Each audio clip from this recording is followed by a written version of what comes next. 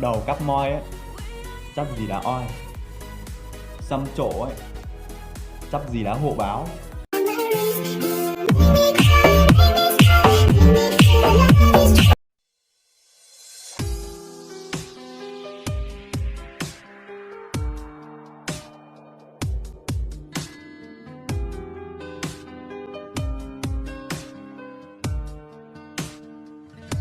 Chị Panda.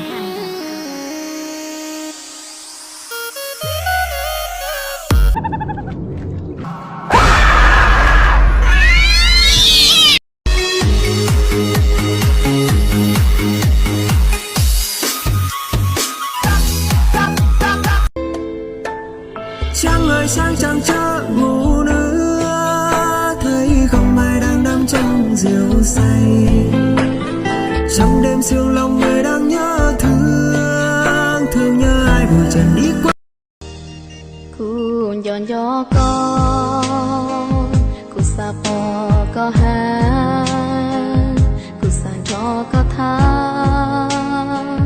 ko shinga shia, ji cho hao ke,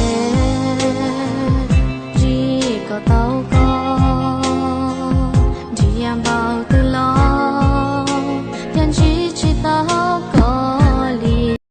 Nhớ rung ngõ lên mùa góc mong có nhau thông lại cũng chế mùa thọ có lùa tâm dị lưu hành giờ tụ nên và cụ nó lưu hạt lưu lưu tại tôn trả nhẹ tô mùa dễ đọc số lưu hạ để đôi chẳng được chỉ cho nhẹ nghỉ lò đĩa trâu cũng lông xía tới chỉ nhẹ cho lý dị tờ hay lò khai kia tao giả chia.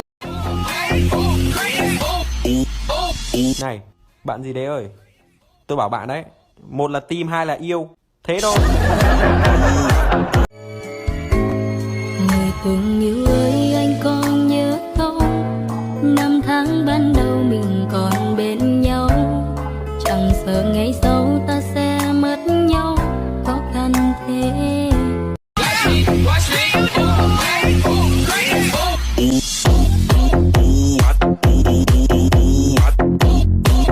Tại sao mình cũng xinh đấy chứ?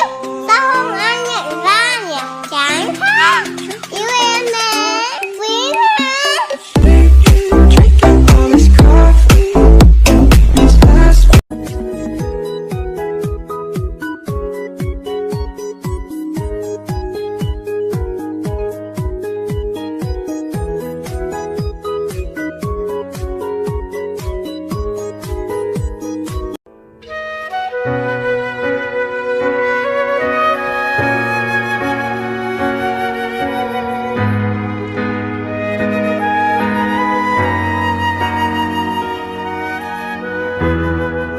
Chả tiện nó cúi yêu lâu nên còn cúi chỉ mua bằng sự măng mỏ đã chỉ để cúi thì chỉ mua bằng sự yêu tổ to tôi sẽ cúi thoát cho đủ trâu luôn luôn giờ hai tiền lười tiền chẳng mua tiền cúi thoát là yêu đồ chia còn cúi là mua rong nhẹ luôn gì cúi lúc này mua tiền rồi mua cái gì mang theo.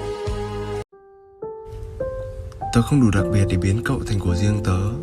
Thế nên nếu tớ chỉ là một trong những lựa chọn của cậu, làm ơn đừng chọn tớ, cũng đừng gieo hy vọng. Tớ không muốn lại phải đi một quãng đường xa, mỏi chân đến rã rời, nhưng đến nơi lại chẳng có cậu ở đó thì tội cho tớ lắm.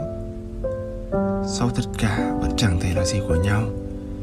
Với cậu có lẽ chỉ là mất đi một người bạn, còn với tớ thì mất cả một thời thanh xuân. Thế nên cho tớ thất vọng sớm một chút cũng được. Đừng bắt tớ đợi. Tớ có thể dành cả một đời để yêu cậu, nhưng dành một đời để đợi cậu thì xin phép, tớ không phải là một vĩ nhân.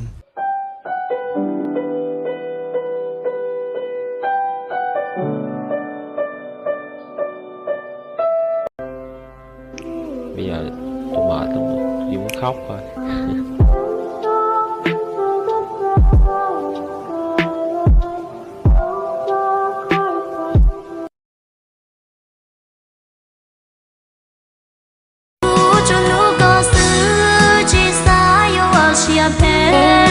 Xa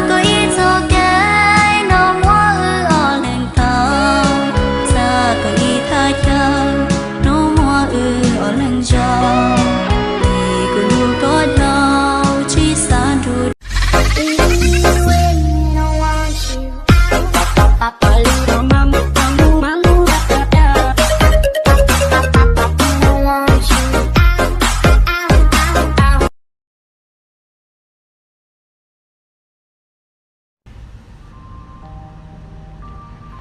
Chào anh.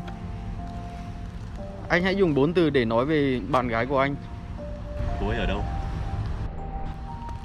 Khoan. Anh hãy dùng 2 từ để nói về lý do anh chia tay người yêu. Tôi nghèo.